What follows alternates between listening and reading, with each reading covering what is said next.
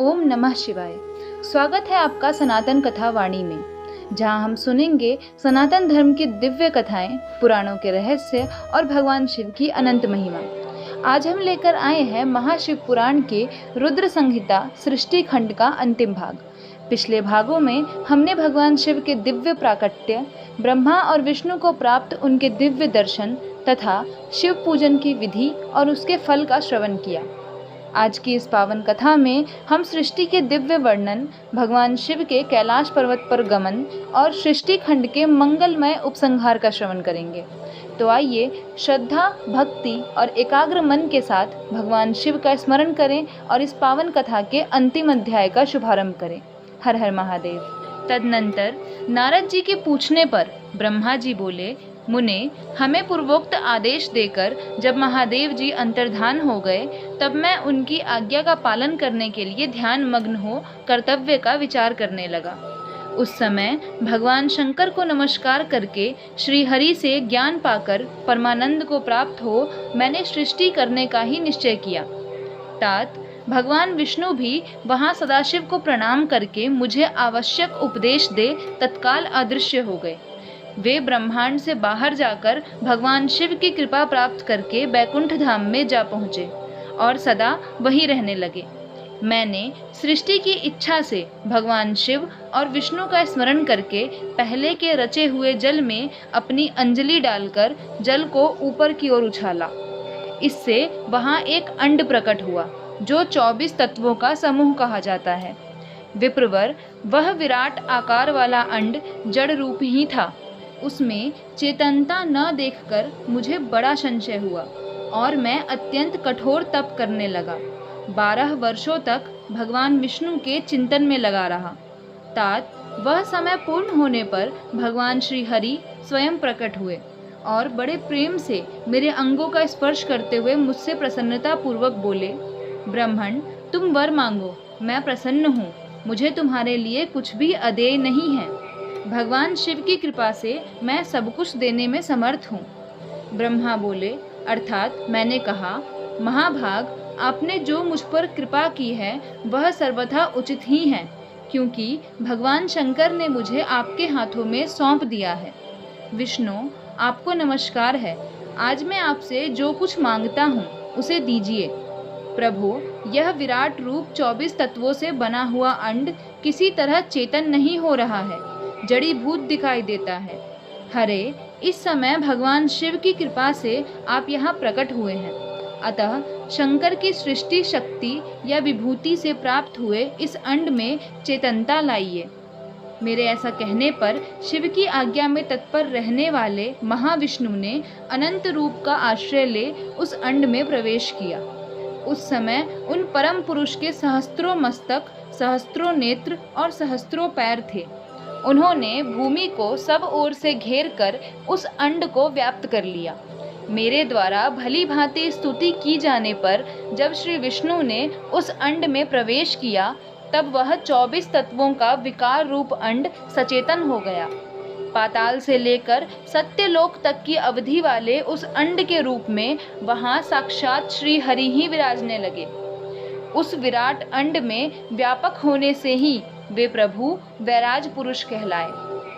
पंचमुख महादेव ने केवल अपने रहने के लिए सुरम्य कैलाश नगर का निर्माण किया, जो सब लोकों से ऊपर सुशोभित होता है। देवर्षे, संपूर्ण ब्रह्मांड का नाश हो जाने पर भी वैकुंठ और कैलाश, इन 2 धामों का यहाँ कभी नाश नहीं होता। मुनिश्रेष्ठ, मैं सत्यलोक का आश्रय लेकर रहता हूँ। तात महादेव जी की आज्ञा से ही मुझ में सृष्टि रचने की इच्छा उत्पन्न हुई है। बेटा, जब मैं सृष्टि की इच्छा से चिंतन करने लगा, उस समय पहले मुझसे अनजान में ही पाप पूर्ण तमोगुणी सृष्टि का प्रादुर्भाव हुआ, जिसे अविद्या पंचक अर्थात पंचपर्वा अविद्या कहते हैं। तदनंतर प्रसन्नचित्त होकर शंभु की आज्ञा से मैं पुनः अनासक्त भाव से सृष्टि का चिंतन करने लगा। उस समय मेरे द्वारा स्थावर संज्ञक वृक्ष आदि की सृष्टि हुई, जिसे मुख्य सर्ग कहते हैं। यह पहला सर्ग है। उसे देखकर तथा वह अपने लिए पुरुषार्थ का साधक नहीं है, यह जानकर सृष्टि की इच्छा वाले मुझ ब्रह्मा से दूसरा सर्ग प्रकट हुआ, जो दुख से भरा हुआ था। उसका नाम है तिर्यक स्त्रोता। वह सर्ग भी पुरुषार्थ का साधक नहीं था। उसे भी पुरुषार्थ साधन की शक्ति से रहित जान जब मैं पुनः सृष्टि का चिंतन करने लगा, तब मुझसे शीघ्र ही तीसरे सात्विक सर्ग का प्रादुर्भाव हुआ, जिसे उधर्व स्त्रोता कहते हैं। यह देव सर्ग के नाम से विख्यात हुआ। देव सर्ग सत्यवादी तथा अत्यंत सुखदायक है। उसे भी पुरुषार्थ साधन की रुचि एवं अधिकार से रहित मानकर मैंने अन्य सर्ग के लिए अपने स्वामी श्री शिव का चिंतन आरंभ किया।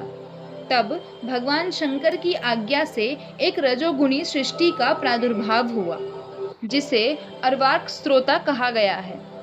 इस सर्ग के प्राणी मनुष्य हैं, जो पुरुषार्थ साधन के उच्च अधिकारी हैं। तदनंतर महादेव जी की आज्ञा से भूत आदि की सृष्टि हुई।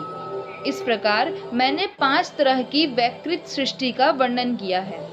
इनके सिवा 3 प्राकृत सर्ग भी कहे गए हैं, जो मुझ ब्रह्मा के सानिध्य से प्रकृति से ही प्रकट हुए हैं। इनमें पहला महतत्व का सर्ग है, दूसरा सूक्ष्म भूतों अर्थात तन्मात्राओं का सर्ग है, और तीसरा वैकारिक सर्ग कहलाता है। इस तरह ये 3 प्राकृत सर्ग हैं। प्राकृत और वैकृत दोनों प्रकार के सर्गों को मिलाने से 8 सर्ग होते हैं। इनके सिवा 9वां कौमार सर्ग है, जो प्राकृत और वैकृत भी है। इन सब के अवान्तर भेद का मैं वर्णन नहीं कर सकता, क्योंकि उसका उपयोग बहुत थोड़ा है। अब द्विजात्मक सर्ग का प्रतिपादन करता हूँ। इसी का दूसरा नाम कौमार सर्ग है, जिसमें सनक सनंदन आदि कुमारों की महत्वपूर्ण सृष्टि हुई है। सनक आदि मेरे 4 मानस पुत्र हैं, जो मुझ ब्रह्मा के ही समान हैं। वे महान वैराग्य से संपन्न तथा उत्तम व्रत का पालन करने वाले हुए। उनका मन सदा भगवान शिव के चिंतन में ही लगा रहता है। वे संसार से विमुख एवं ज्ञानी हैं। उन्होंने मेरे आदेश देने पर भी सृष्टि के कार्य में मन नहीं लगाया। मुनि श्रेष्ठ नारद सनकादि कुमारों के दिए हुए नकारात्मक उत्तर को सुनकर मैंने बड़ा भयंकर क्रोध प्रकट किया। उस समय मुझ पर मोह छा गया था। उस अवसर पर मैंने मन ही मन भगवान विष्णु का स्मरण किया। वे शीघ्र ही आ गए और उन्होंने समझाते हुए मुझसे कहा, तुम भगवान शिव की प्रसन्नता के लिए तपस्या करो। मुनिश्रेष्ठ, श्री हरि ने जब मुझे ऐसी शिक्षा दी, तब मैं महाघोर एवं उत्कृष्ट तप करने लगा। सृष्टि के लिए तपस्या करते हुए मेरी दोनों भौहें और नासिका के मध्य भाग से, जो उनका अपना ही अविमुक्त नामक स्थान है, महेश्वर की 3 मूर्तियों में से अन्यतम पूर्णाश, सर्वेश्वर एवं दयासागर भगवान शिव अर्धनारीश्वर रूप में प्रकट हुए, जो जन्म से रहित, तेज की राशि, सर्वज्ञ तथा सर्वस्त्रष्टा हैं। उन नील लोहित नामधारी साक्षात उमा वल्लभ शंकर को सामने देख बड़ी भक्ति से मस्तक झुका उनकी स्तुति करके मैं बड़ा प्रसन्न हुआ और उन देव देवेश्वर से बोला, प्रभु, आप भांति भांति को जीवों की सृष्टि कीजिए। मेरी यह बात सुनकर उन देवाधिदेव महेश्वर रुद्र ने अपने ही समान बहुत से रुद्र गणों की सृष्टि की। तब मैंने अपने स्वामी महेश्वर महारुद्र से फिर कहा, देव, आप ऐसे जीवों की सृष्टि कीजिए जो जन्म और मृत्यु के भय से युक्त हो। मुनिश्रेष्ठ, मेरी ऐसी बात सुनकर करुणा सागर महादेव जी हंस पड़े और तत्काल इस प्रकार बोले, विधातः, मैं जन्म और मृत्यु के भय से युक्त अशोभन जीवों की सृष्टि नहीं करूंगा, क्योंकि वे कर्मों के अधीन हो दुख के समुद्र में डूबे रहेंगे। मैं तो दुख के सागर में डूबे हुए उन जीवों का उद्धार मात्र करूंगा। गुरु का स्वरूप धारण करके उत्तम ज्ञान प्रदान कर उन सबको संसार सागर से पार करूंगा। प्रजापते, दुख में डूबे हुए सारे जीव की सृष्टि तो तुम ही करो। मेरी आज्ञा से इस कार्य में प्रवृत्त होने के कारण तुम्हें माया नहीं बांध सकेगी। मुझसे ऐसा कहकर श्रीमान भगवान नील लोहित महादेव मेरे देखते ही देखते अपने पार्षदों के साथ वहां से तत्काल तिरोहित हो गए। ब्रह्मा जी कहते हैं, नारद, तदनंतर मैंने शब्द तन मात्रा आदि सूक्ष्म भूतों को स्वयं ही पंचीकृत करके अर्थात उन पांचों का परस्पर सम्मिश्रण करके उनसे स्थूल आकाश, वायु, अग्नि, जल और पृथ्वी की सृष्टि की। पर्वतों, समुद्रों और वृक्षों आदि को उत्पन्न किया। कला से लेकर युग पर्यंत जो काल विभाग है उनकी रचना की। मुने, उत्पत्ति और विनाश वाले और भी बहुत से पदार्थों का मैंने निर्माण किया, परंतु इससे मुझे संतोष नहीं हुआ। तब सांब शिव का ध्यान करके मैंने साधन परायण पुरुषों की सृष्टि की। अपने दोनों नेत्रों से मरीचि को, हृदय से भृगु को, सिर से अंगिरा को, व्यान वायु से मुनिश्रेष्ठ पुलह को, उदान वायु से पुलस्त्य को, समान वायु से वशिष्ठ को, अपान से क्रतु को, दोनों कानों से अत्रि को, प्राणों से दक्ष को, गोद से तुम को, छाया से कर्दम मुनि को तथा संकल्प से समस्त साधनों के साधन धर्म को उत्पन्न किया। मुनिश्रेष्ठ, इस तरह इन उत्तम साधकों की सृष्टि करके महादेव जी की कृपा से मैंने अपने आप को कृतार्थ माना। तत्पश्चात संकल्प से उत्पन्न हुए धर्म मेरी आज्ञा से मानव रूप धारण करके साधकों की प्रेरणा से साधन में लग गए। इसके बाद मैंने अपने विभिन्न अंगों से देवता, असुर आदि के रूप में असंख्य पुत्रों की सृष्टि करके उन्हें भिन्न भिन्न शरीर प्रदान किए। मुने, तदनंतर अंतर्यामी भगवान शंकर की प्रेरणा से अपने शरीर को 2 भागों में विभक्त करके मैं 2 रूप वाला हो गया। नारद, आधे शरीर से मैं स्त्री हो गया और आधे से पुरुष। उस पुरुष ने उस स्त्री के गर्भ से सर्व साधन समर्थ उत्तम जोड़े को उत्पन्न किया। उस जोड़े में जो पुरुष था वही स्वयंभुव मनु के नाम से प्रसिद्ध हुआ। स्वयंभुव मनु उच्च कोटि के साधक हुए तथा जो स्त्री हुई वह शतरूपा कहलाई। वह योगिनी एवं तपस्विनी हुई। मनु ने वैवाहिक विधि से अत्यंत सुंदरी शतरूपा का पाणी ग्रहण किया और उससे वे मैथुन जनित सृष्टि उत्पन्न करने लगे।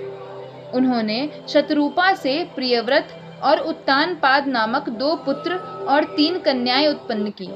कन्याओं के नाम थे आकुति, देवहूति और प्रसूति। मनु ने आकुति का विवाह प्रजापति रुचि के साथ किया। मझली पुत्री देवहूति कर्दम को ब्याह दी और उत्तानपाद की सबसे छोटी बहन प्रसूति प्रजापति दक्ष को दे दी। उनकी संतान परंपराओं से समस्त चराचर जगत व्याप्त है। रुचि से आकुति के गर्भ से यज्ञ और दक्षिणा नामक स्त्री पुरुष का जोड़ा उत्पन्न हुआ। यज्ञ के दक्षिणा से 12 पुत्र हुए। मुने, कर्दम द्वारा देवहूति के गर्भ से बहुत सी पुत्रियां उत्पन्न हुई। दक्ष के प्रसूति से 24 कन्याएं हुई। उनमें से श्रद्धा आदि 13 कन्याओं का विवाह दक्ष ने धर्म के साथ कर दिया। मुनीश्वर, धर्म की उन पत्नियों के नाम सुनो। श्रद्धा, लक्ष्मी, धृति, तुष्टि, पुष्टि, मेधा, क्रिया, बुद्धि, लज्जा, वसु, शांति, सिद्धि और कीर्ति, ये सब 13 हैं। इनसे छोटी जो शेष 11 सुरोचना कन्याएं थी उनके नाम इस प्रकार हैं: ख्याति, सती, संभुति, स्मृति, प्रीति, क्षमा, सन्नति, अनसुया, ऊर्जा, स्वाहा तथा स्वधा। भृगु, शिव, मरीचि, अंगिरा मुनि, पुलस्त्य, पुलह, मुनिश्रेष्ठ क्रतु, अत्रि, वशिष्ठ, अग्नि और पितरों ने क्रमशः इन ख्याति आदि कन्याओं का पाणी ग्रहण किया। भृगु आदि मुनिश्रेष्ठ साधक हैं। इनकी संतानों से चराचर प्राणियों सहित सारी त्रिलोकी भरी हुई है। इस प्रकार अंबिकापति महादेव जी की आज्ञा से अपने पूर्व कर्मों के अनुसार बहुत से प्राणी असंख्य श्रेष्ठ द्विजों के रूप में उत्पन्न हुए। कल्प भेद से दक्ष के 60 कन्याएं बताई गई हैं। उनमें से 10 कन्याओं का विवाह उन्होंने धर्म के साथ किया। 27 कन्याएं चंद्रमा को ब्याह दी और विधि पूर्वक 13 कन्याओं के हाथ दक्ष ने कश्यप के हाथ में दे दिए। नारद उन्होंने 4 कन्याएं श्रेष्ठ रूप वाले ताक्षर्य अर्थात अरिष्ट नेमि को ब्याह दी तथा भृगु, अंगिरा और कृशाश्व को 2-2 कन्याएं अर्पित की। उन स्त्रियों से उनके पतियों द्वारा बहुसंख्यक चराचर प्राणियों की उत्पत्ति हुई। मुनिश्रेष्ठ, दक्ष ने महात्मा कश्यप को जिन 13 कन्याओं का विधि पूर्वक दान दिया था, उनकी संतानों से सारी त्रिलोकी व्याप्त है। स्थावर और जंगम कोई भी सृष्टि ऐसी नहीं है जो कश्यप की संतानों से शून्य हो। देवता, ऋषि, दैत्य, वृक्ष, पक्षी, पर्वत तथा तृणलता आदि सभी कश्यप पत्नियों से पैदा हुए हैं। इस प्रकार दक्ष कन्याओं की संतानों से सारा चराचर जगत व्याप्त है। पाताल से लेकर सत्यलोक पर्यंत समस्त ब्रह्मांड निश्चय ही उनकी संतानों से सदा भरा रहता है, कभी खाली नहीं होता। इस तरह भगवान शंकर की आज्ञा से ब्रह्मा जी ने भली भांति सृष्टि की। पूर्व काल में सर्वव्यापी शंभु ने जिन्हें तपस्या के लिए प्रकट किया था तथा रुद्रदेव ने त्रिशूल के अग्रभाग पर रखकर जिनकी सदा रक्षा की है, वे ही सती देवी लोकहित का कार्य संपादित करने के लिए दक्ष से प्रकट हुई थी। उन्होंने भक्तों के उद्धार के लिए अनेक लीलाएं की। इस प्रकार देवी शिवा ही सती होकर भगवान शंकर से ब्याही गई, किंतु पिता के यज्ञ में पति का अपमान देख उन्होंने अपने शरीर को त्याग दिया और फिर उसे ग्रहण नहीं किया। वे अपने परम पद को प्राप्त हो गईं। फिर देवताओं की प्रार्थना से वे ही शिवा पार्वती रूप में प्रकट हुई और बड़ी भारी तपस्या करके पुनः भगवान शिव को उन्होंने प्राप्त कर लिया। मुनीश्वर, इस जगत में उनके अनेक नाम प्रसिद्ध हुए। उनके कालिका, चंडिका, भद्रा, चामुंडा, विजया, जया, जयंती, भद्रकाली, दुर्गा, भगवती, कामाख्या, कामदा, अम्बा, मृडानी और सर्वमंगला आदि अनेक नाम हैं जो भोग और मोक्ष देने वाले हैं। ये सभी नाम उनके गुण और कर्मों के अनुसार हैं। मुनिश्रेष्ठ नारद, इस प्रकार मैंने सृष्टि क्रम का तुमसे वर्णन किया है। ब्रह्मांड का यह सारा भाग भगवान शिव की आज्ञा से मेरे द्वारा रचा गया है। भगवान शिव को परब्रह्म परमात्मा कहा गया है। मैं, विष्णु तथा रुद्र, ये 3 देवता गुण भेद से उन्हीं के रूप बतलाए गए हैं। वे मनोरम शिवलोक में शिवा के साथ स्वच्छंद विहार करते हैं। भगवान शिव स्वतंत्र परमात्मा है। निर्गुण और सगुण भी वे ही हैं। निर्गुण और सगुण भी वे ही हैं। सूत जी कहते हैं, मुनीश्वरों, ब्रह्मा जी की यह बात सुनकर नारद जी ने विनय पूर्वक उन्हें प्रणाम किया और पुनः पूछा, भगवन, भक्तवत्सल भगवान शंकर कैलाश पर्वत पर कब गए और महात्मा कुबेर के साथ उनकी मैत्री कब हुई? परिपूर्ण मंगल विग्रह महादेव जी ने वहाँ क्या किया, यह सब मुझे बताइए। इसे सुनने के लिए मेरे मन में बड़ा कौतूहल है। ब्रह्मा जी ने कहा, नारद सुनो, चंद्रमौली भगवान शंकर के चरित्र का वर्णन करता हूँ। वे कैसे कैलाश पर्वत पर गए और कुबेर की उनके साथ किस प्रकार मैत्री हुई, यह सब सुनाता हूँ। काम्पिल्य नगर में यज्ञदत्त नाम से प्रसिद्ध एक ब्राह्मण रहते थे, जो बड़े सदाचारी थे। उनका एक पुत्र था जिसका नाम गुणनिधि था। वह बड़ा ही दुराचारी और जुआरी हो गया था। पिता ने अपने उस पुत्र को त्याग दिया था। वह घर से निकल गया और कई दिनों तक भूखा भटकता रहा। एक दिन वह नैवेद्य चुराने की इच्छा से एक शिव मंदिर में गया। वहां उसने अपने वस्त्र को जलाकर उजाला किया। यह मानो उसके द्वारा भगवान शिव के लिए दीपदान किया गया। तत्पश्चात वह चोरी में पकड़ा गया और उसे प्राण दंड मिला।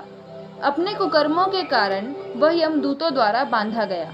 इतने में ही भगवान शंकर के पार्षद वहां आ पहुंचे और उन्होंने उसे उनके बंधन से छुड़ा लिया। शिवगणों के संग से उसका हृदय शुद्ध हो गया था, अतः वह उन्हीं के साथ तत्काल शिवलोक में चला गया। वहां सारे दिव्य भोगों का उपभोग करके तथा उमा महेश्वर का सेवन करके कालांतर में वह कलिंगराज अरिंदम का पुत्र हुआ। वहां उसका नाम था दम। वह निरंतर भगवान शिव की सेवा में लगा रहता था। बालक होने पर भी वह दूसरे बालकों के साथ शिव का भजन किया करता था। वह क्रमशः युवावस्था को प्राप्त हुआ और पिता के परलोक गमन के पश्चात राज सिंहासन पर बैठा। राजा दम बड़ी प्रसन्नता के साथ सब ओर शिव धर्मों का प्रचार करने लगे। भूपाल दम का दमन करना दूसरों के लिए सर्वथा कठिन था। ब्राह्मण समस्त शिवालयों में दीपदान करने के अतिरिक्त वे दूसरे किसी धर्म को नहीं जानते थे। उन्होंने अपने राज्य में रहने वाले समस्त ग्रामाध्यक्षों को बुलाकर यह आज्ञा दे दी कि शिव मंदिर में दीपदान करना सबके लिए अनिवार्य होगा। जिस जिस ग्रामाध्यक्ष के गांव के पास जितने शिवालय हो वहां वहां बिना कोई विचार किए सदा दीप जलाना चाहिए। आजीवन इसी धर्म का पालन करने के कारण राजा दम ने बहुत बड़ी धर्म संपत्ति का संचय कर लिया। फिर वे काल धर्म के अधीन हो गए। दीपदान की वासना से युक्त होने के कारण उन्होंने शिवालयों में बहुत से दीप जलवाए और उसके फलस्वरूप जन्मांतर में वे रत्नमय दीपों की प्रभा के आश्रय हो अलकापुरी के स्वामी हुए। इस प्रकार भगवान शिव के लिए किया हुआ थोड़ा सा भी पूजन या आराधन समयानुसार महान फल देता है। ऐसा जानकर उत्तम सुख की इच्छा रखने वाले लोगों को शिव का भजन अवश्य करना चाहिए। वह दीक्षित का पुत्र जो सदा सब प्रकार के अधर्मों में ही रचा पचा रहता था, दैव योग से शिवालय में धन चुराने के लिए गया और उसने स्वार्थवश अपने कपड़े को दीपक की बत्ती बनाकर उसके प्रकाश से शिवलिंग के ऊपर का अंधेरा दूर कर दिया। इस सत्कर्म के फलस्वरूप वह कलिंग देश का राजा हुआ और धर्म में उसका अनुराग हो गया। फिर दीप की वासना का उदय होने से शिवालयों में दीप जलवाकर उसने यह दिक्पाल का पद पा लिया। मुनीश्वर, देखो तो सही, कहाँ उसका वह कर्म और कहाँ यह दिक्पाल की पदवी जिसका यह मानव धर्मा प्राणी इस समय यहाँ उपभोग कर रहा है। तात, यह तो उसके ऊपर शिव के संतुष्ट होने की बात बताई गई। अब एक चित्त होकर यह सुनो कि किस प्रकार सदा के लिए उसकी भगवान शिव के साथ मित्रता हो गई। मैं इस प्रसंग का तुमसे वर्णन करता हूँ। नारद, पहले के पाद्मकल्प की बात है। मुझ ब्रह्मा के मानस पुत्र पुलस्त्य से विश्रवा का जन्म हुआ और विश्रवा के पुत्र वैश्रवण अर्थात कुबेर हुए। उन्होंने पूर्व काल में अत्यंत उग्र तपस्या के द्वारा त्रिनेत्रधारी महादेव की आराधना करके विश्वकर्मा की बनाई हुई इस अलकापुरी का उपभोग किया। जब वह कल्प व्यतीत हो गया और मेघवाहन कल्प आरंभ हुआ, उस समय वह यज्ञदत्त का पुत्र जो प्रकाश का दान करने वाला था, कुबेर के रूप में अत्यंत दुस्सह तपस्या करने लगा। दीप दान मात्र से मिलने वाली शिव भक्ति के प्रभाव को जानकर वह शिव की चित्त प्रकाशिका काशिकापुरी में गया और अपने चित्त रूपी रत्नमय प्रदीपों से 11 रुद्रों को उद्बोधित करके अनन्य भक्ति एवं स्नेह से संपन्न हो वह तन्मयता पूर्वक शिव के ध्यान में मग्न हो निश्चल भाव से बैठ गया। जो शिव की एकता का महान पात्र है, तप रूपी अग्नि से बढ़ा हुआ है, काम क्रोध आदि महाविघ्न रूपी पतंगों के आघात से शून्य है, प्राण निरोध रूपी वायु शून्य स्थान में निश्चल भाव से प्रकाशित है, निर्मल दृष्टि के कारण स्वरूप से भी निर्मल है तथा सद्भाव रूपी पुष्पों से जिसकी पूजा की गई है, ऐसे शिवलिंग की प्रतिष्ठा करके वह तब तक तपस्या में लगा रहा जब तक उसके शरीर में केवल अस्थि और चर्म मात्र ही अवशिष्ट नहीं रह गए। इस प्रकार उसने 10,000 वर्षों तक तपस्या की। तदनंतर विशालाक्षी पार्वती देवी के साथ भगवान विश्वनाथ कुबेर के पास आए। उन्होंने प्रसन्न चित्त से अलकापति की ओर देखा। वे शिवलिंग में मन को एकाग्र करके ठूठे काठ की भांति स्थिर भाव से बैठे थे। भगवान शिव ने उनसे कहा, अलकापते, मैं वर देने के लिए उद्यत हूँ, तुम अपना मनोरथ बताओ। यह वाणी सुनकर तपस्या के धनी कुबेर ने जो ही आंखें खोलकर देखा, त्यों ही उमा वल्लभ भगवान श्रीकंठ सामने खड़े दिखाई दिए। वे उदय काल के सहस्त्रों सूर्यों से भी अधिक तेजस्वी थे और उनके मस्तक पर चंद्रमा अपनी चांदनी बिखेर रहे थे। भगवान शंकर के तेज से उनकी आंखें चौंधिया गई। उनका तेज प्रतिहत हो गया और वे नेत्र बंद करके मनोरथ से भी परे विराजमान देव देवेश्वर शिव से बोले,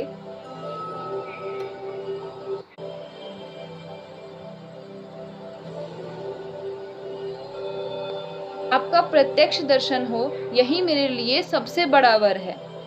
ईश, दूसरे किसी वर से मेरा क्या प्रयोजन।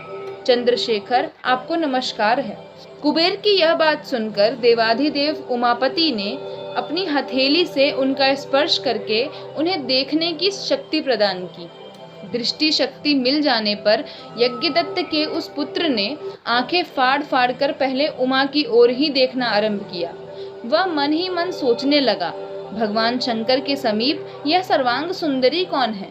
इसने कौन सा ऐसा तप किया है जो मेरी भी तपस्या से बढ़ गया है? यह रूप, यह प्रेम, यह सौभाग्य और यह असीम शोभा सभी अद्भुत है। वह ब्राह्मण कुमार बार बार यही कहने लगा। जब बार बार यही कहता हुआ वह क्रूर दृष्टि से उनकी ओर देखने लगा, तब वामा के अवलोकन से उसकी बाईं आंख फूट गई।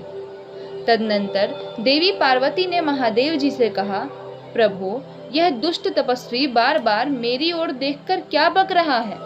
आप मेरी तपस्या के तेज को प्रकट कीजिए। देवी की यह बात सुनकर भगवान शिव ने हंसते हुए उनसे कहा, उमे, यह तुम्हारा पुत्र है। यह तुम्हें क्रूर दृष्टि से नहीं देखता, अपितु तुम्हारी तपः संपत्ति का वर्णन कर रहा है। देवी से ऐसा कहकर भगवान शिव पुनः उस ब्राह्मण कुमार से बोले, वत्स, मैं तुम्हारी तपस्या से संतुष्ट होकर तुम्हें वर देता हूँ। तुम निधियों के स्वामी और गुह्यकों के राजा हो जाओ। सुव्रत, यक्षों, किन्नरों और राजाओं के भी राजा होकर पुण्य जनों के पालक और सबके लिए धन के दाता बनो। मेरे साथ तुम्हारी सदा मैत्री बनी रहेगी और मैं नित्य तुम्हारे निकट निवास करूंगा। मित्र, तुम्हारी प्रीति बढ़ाने के लिए मैं अलका के पास ही रहूंगा। आओ, इन उमा देवी के चरणों में साष्टांग प्रणाम करो, क्योंकि ये तुम्हारी माता है। महाभक्त यज्ञदत्त कुमार, तुम अत्यंत प्रसन्नचित्त से इनके चरणों में गिर जाओ। ब्रह्मा जी कहते हैं, नारद, इस प्रकार वर देकर भगवान शिव ने पार्वती देवी से फिर कहा, देवेश्वरी, इस पर कृपा करो। तपस्विनी, यह तुम्हारा पुत्र है। भगवान शंकर का यह कथन सुनकर जगदम्बा पार्वती ने प्रसन्नचित्त हो यज्ञदत्त कुमार से कहा, वत्स, भगवान शिव में तुम्हारी सदा निर्मल भक्ति बनी रहे। तुम्हारी बाईं आंख तो फूट ही गई, इसलिए एक ही पिंगल नेत्र से युक्त रहो। महादेव जी ने जो वर दिए हैं वे सब उसी रूप में तुम्हें सुलभ हों। बेटा, मेरे रूप के प्रति ईर्ष्या करने के कारण तुम कुबेर नाम से प्रसिद्ध होगे। इस प्रकार कुबेर को वर देकर भगवान महेश्वर पार्वती देवी के साथ अपने विश्वेश्वर धाम में चले गए। इस तरह कुबेर ने भगवान शंकर की मैत्री प्राप्त की और अलकापुरी के पास जो कैलाश पर्वत है वह भगवान शंकर का निवास हो गया। ब्रह्मा जी कहते हैं, नारद मुने, कुबेर के तपोबल से भगवान शिव का जिस प्रकार पर्वत श्रेष्ठ कैलाश पर शुभागमन हुआ वह प्रसंग सुनो। कुबेर को वर देने वाले विश्वेश्वर शिव जब उन्हें निधिपति होने का वर देकर अपने उत्तम स्थान को चले गए, तब उन्होंने मन ही मन इस प्रकार विचार किया, ब्रह्मा जी के ललाट से जिनका प्रादुर्भाव हुआ है तथा जो प्रलय का कार्य संभालते हैं, वे रुद्र मेरे पूर्ण स्वरूप हैं। अतः उन्हीं के रूप में मैं गुह्यकों के निवास स्थान कैलाश पर्वत को जाऊंगा। उन्हीं के रूप में मैं कुबेर का मित्र बनकर उसी पर्वत पर विलास पूर्वक रहूंगा और बड़ा भारी तप करूंगा। शिव की इस इच्छा का चिंतन करके उन रुद्रदेव ने कैलाश जाने के लिए उत्सुक डमरू बजाया। डमरू की वह ध्वनि जो उत्साह बढ़ाने वाली थी, तीनों लोकों में व्याप्त हो गई। उसका विचित्र एवं गंभीर शब्द आवाहन की गति से युक्त था, अर्थात सुनने वालों को अपने पास आने के लिए प्रेरणा दे रहा था। उस ध्वनि को सुनकर मैं तथा श्री विष्णु आदि सभी देवता, ऋषि, मूर्तिमान आगम, निगम और सिद्ध वहां आ पहुंचे। देवता और असुर आदि सब लोग बड़े उत्साह में भरकर वहां आए। भगवान शिव के समस्त पार्षद तथा सर्वलोक वंदित महाभाग गणपाल जहाँ कहीं भी थे वहाँ से आ गए। इतना कहकर ब्रह्मा जी ने वहाँ आए हुए गणपालों का नामोल्लेख पूर्वक विस्तृत परिचय दिया। फिर इस प्रकार कहना आरंभ किया। वे बोले, वहाँ असंख्य महाबली गणपाल पधारे। वे सब के सब सहस्त्रों भुजाओं से युक्त थे और मस्तक पर जटा का ही मुकुट धारण किए हुए थे। सभी चंद्रचूड़, नीलकंठ और त्रिलोचन थे। हार, कुंडल, केयूर तथा मुकुट आदि से अलंकृत थे।